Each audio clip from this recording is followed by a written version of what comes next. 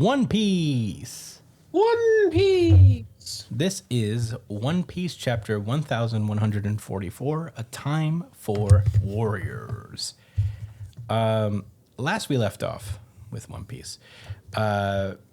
Nightmares are attacking.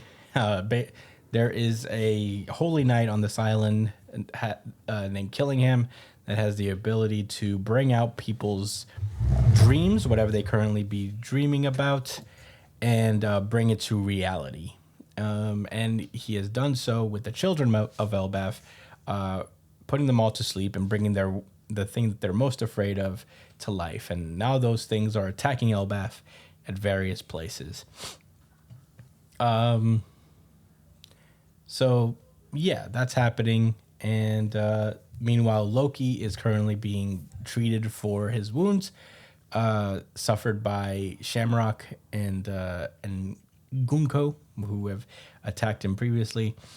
And we open up with this chapter where Frankie is taken by Ripley to yet another shocking thing on Elbaf. She's just giving him the shocking things tour.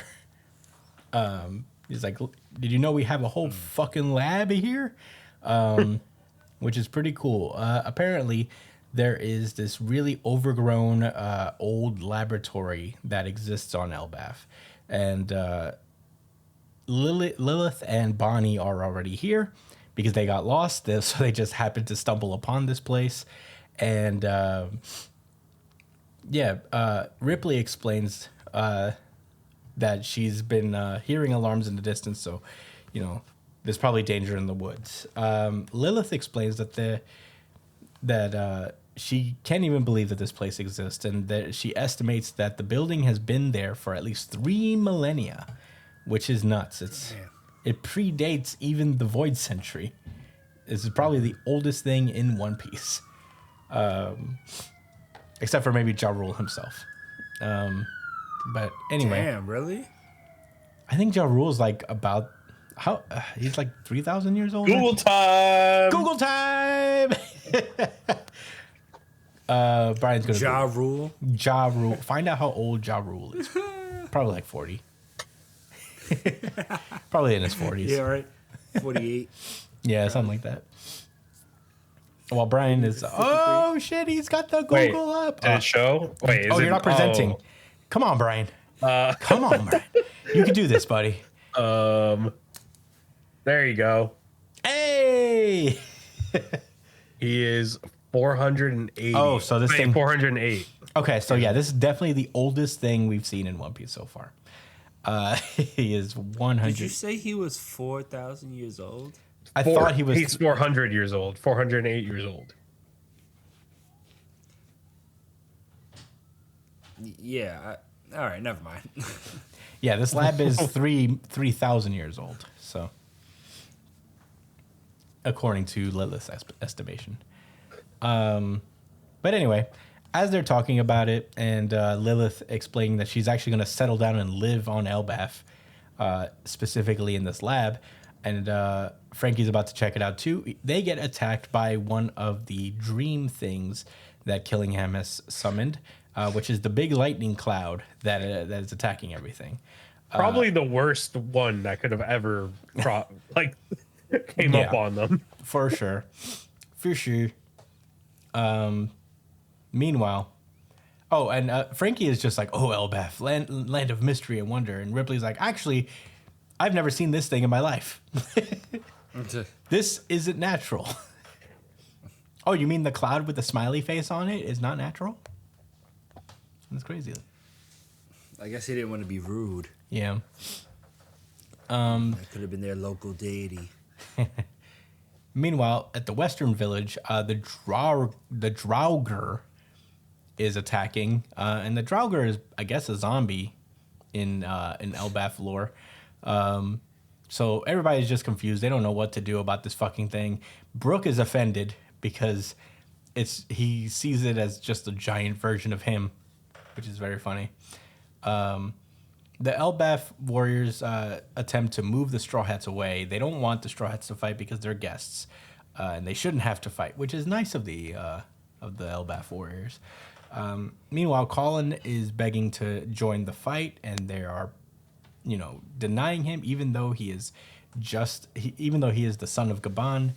And they're like, no, you got to stay here, stay put and stay safe. Meanwhile, Nami tells Ja Rule about the incident with Shamrock. And Murder Inc. Yeah. Shamrock and Murder Inc. And yeah, they're basically surmising. Ja Rule commands his warriors to be on the lookout for at least 2 humans that have infiltrated and are not related to the Straw Hat crew. And Nami and the rest of the Straw Hats are trying to figure out ways to contribute because the Giants are not allowing them to engage in battle. Dory and Bragi are currently in the bathroom because I guess they're too drunk to participate at the moment. The Giants leave Usopp, Jinbei, Nami, and Brook alone, but then they're like, well, while they go fight the big things, we can go look for the Holy Knights and fight, I guess. And that would be cool to see them go up against the Holy Knights. Maybe this is Usopp's time to shine, take down a Holy Knight himself. That'd be pretty sick. So they notice that Collun is sneaking onto one of the boats, and they don't exactly stop him. So Collun's going along with them to find the Holy Knights. And we cut to the Holy Knights. Speak of the devil, we see that Gunko has her TD headphones in. And she's listening to music. And apparently this is a after meal tradition that she does, or a post meal ritual she does, where she just listens to music after eating. And they ask specifically what song she's listening to, and she says that it's New World. And for those of you who don't know, New World is one of Brook's songs that he made when he was a platinum selling artist. Oh, nice during the catch. time I didn't realize that. Yeah. This is one of Brooks' most popular songs, it seems. Anyway, so they're just like busting her balls about this ritual that she has. And we cut over back to Saul, Chopper, and Robin as Saul is desperately trying to stop the kids from sleepwalking into a fiery abyss. And he tries to hold up 2 shields to prevent them from moving, but the kids start to bump into each other, and the thorns start to stab the kids, and Saul is immediately like, oh no, this is not going to work. It's not good. It's not looking good for Saul and the Giants. Yeah, they are... Robin is... brings up the idea is like, hey, I guess our only option is to find whoever's powers these things belong to and stop them. But Saul is concerned because the kids are obviously walking into a burning jungle at the moment. So he tries to lasso them one by one, I guess. And as he's doing that, he actually manages to stop one of the kids using a rope. But then a Fenrir comes out of nowhere and starts attacking, which is no bueno. Not good at all. Meanwhile, at the Western Village, the Giants there seem to have defeated the Draugrs, which is pretty cool. The dragon in Nidhogger and a ghost pull up to the Western Village and start fucking shit up there. The Giants start to run and try to escape these things, but then Dorian Bragi shows up with the Hakoku Sovereignty and blasts a hole through the dragon. And they're very excited. The cavalry is here. The giant pirate crew on their ship, and guess who's with them as well? Mr. Ya himself, Scopper Gaban, who I didn't think we'd see till the end of the arc. Yeah. But that is the end of the chapter. Josh, what did you think about One Piece chapter 1144?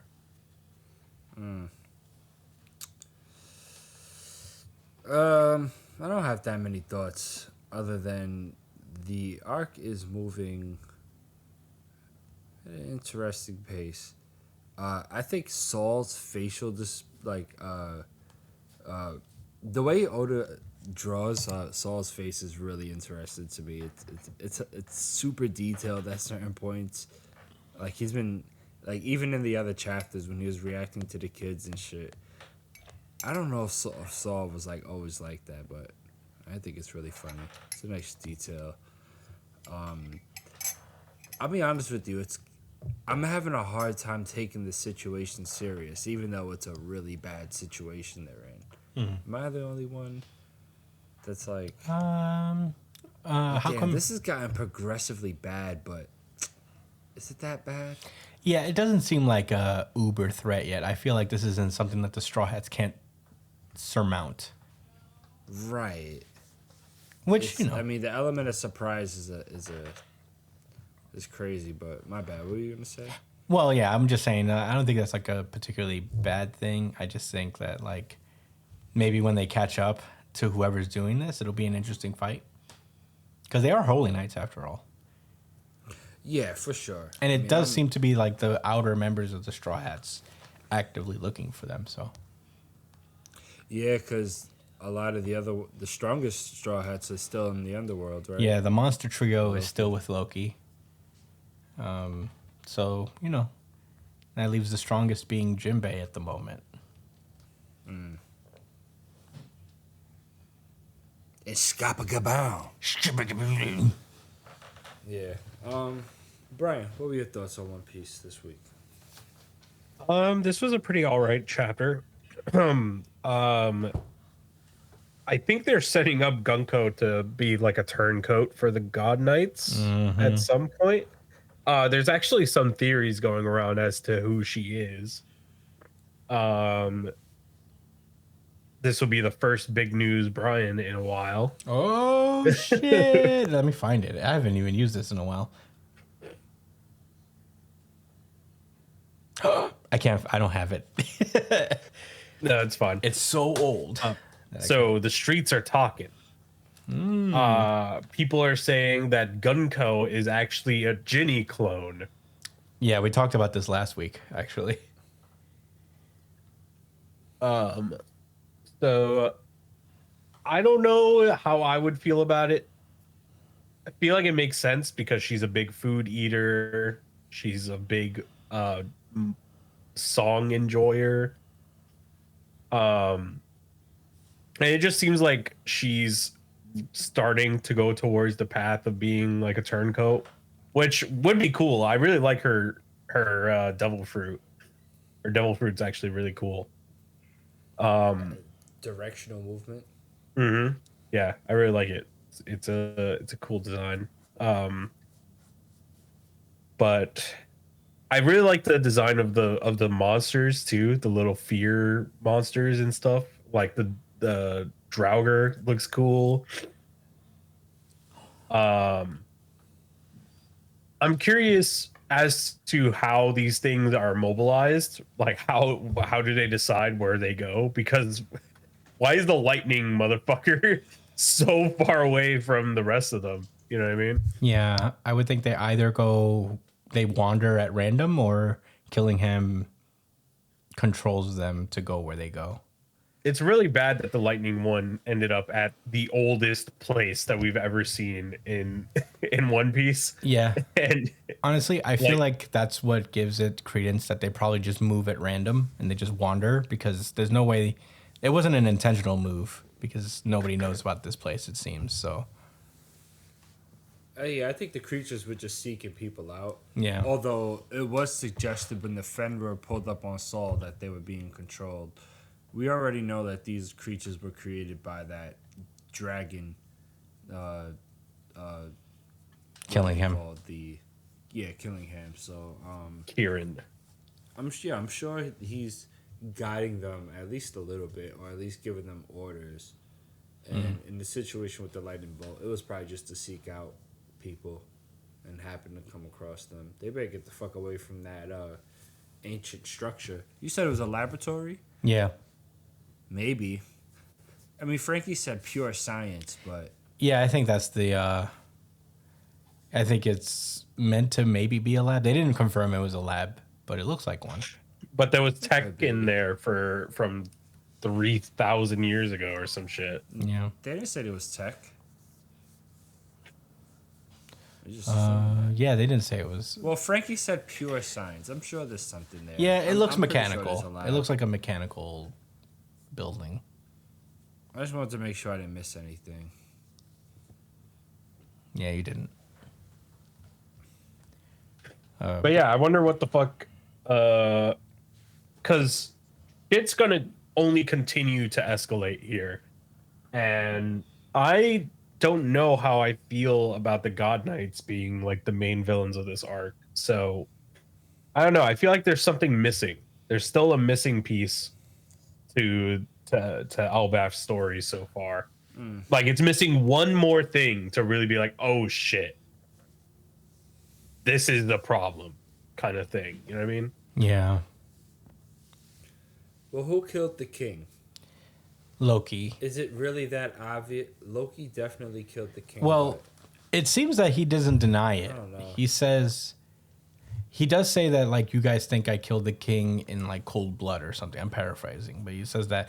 So I don't know if that means he's denying that he killed the king or saying that I killed him for a reason.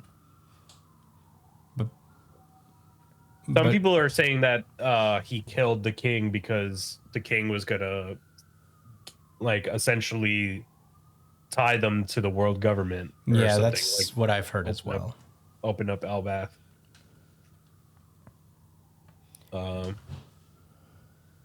Which would explain why the God Knights are able to just like beam into the castle like that. Yeah, there was a without any pentagram thing problem. already there. Was it already there, or did it just? Or did I they think just that's what they portal were in and saying make is one? that like but in the throne room, it seems like it was already there. But I don't know. I feel like that was maybe unclear on my end. But yeah, those are my thoughts. Curious to see, because there's just so many big players on this island. No pun intended. Yeah. Like having Scopper and Dorian Bragi and Loki, all these guys, Luffy, Zoro, having all these really, really, really strong guys on this island. I feel like One Piece is starting to get to that point where it's really hard to put the Straw Hats in a tough situation.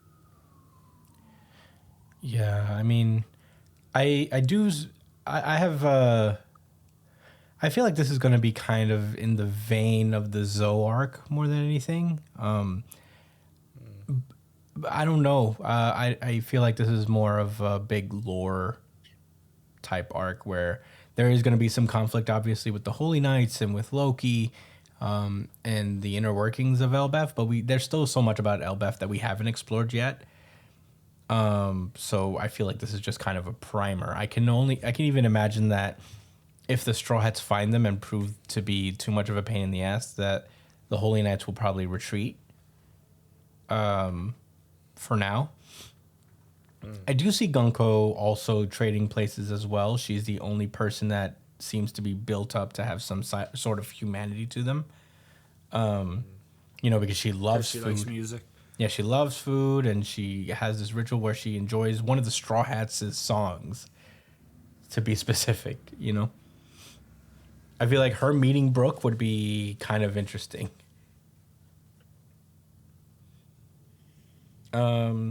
I don't think she's gonna like join the Straw Hats or anything, and I don't think she's gonna turn coat right now if she does. I think it'll be much later. I feel like there's gonna be a big confrontation here, and then they'll probably retreat, and then the Elbaf arc will continue in the way of explaining what the conflict is with Loki and why certain giants feel the way they do about him. We still haven't seen the Sun World, the very top level of Elbaf yet, and I can't imagine that we won't. So yeah, I think there's still a lot left to Elbaf, and this is just kind of beginning, like a prelude to it. But I also see this being kind of like more of an arc similar to Zoe, where they establish goals and they drop lore, and things like that. Just because of how old giants tend to be, there's a big potential for just huge lore drops. Yeah. But yeah, there's not a whole lot to say about this chapter in particular. It is just kind of like setting up the next moves that everybody has taken and proceeding the conflict forward. This chapter is shorter than usual. It's about 15 pages long. So I thought this was a sign that One Piece will be on break next week, but it's not, thank God. One Piece will be back next week. Scopper took me by surprise. I honestly thought that he really was just going to lay low until the arc was over, but it's good to see him in any case. But yeah, that's all I got to say about One Piece this week. It wasn't a whole lot going on. It was just kind of like, you go this way, I go this way type of thing. But I enjoyed this chapter nonetheless.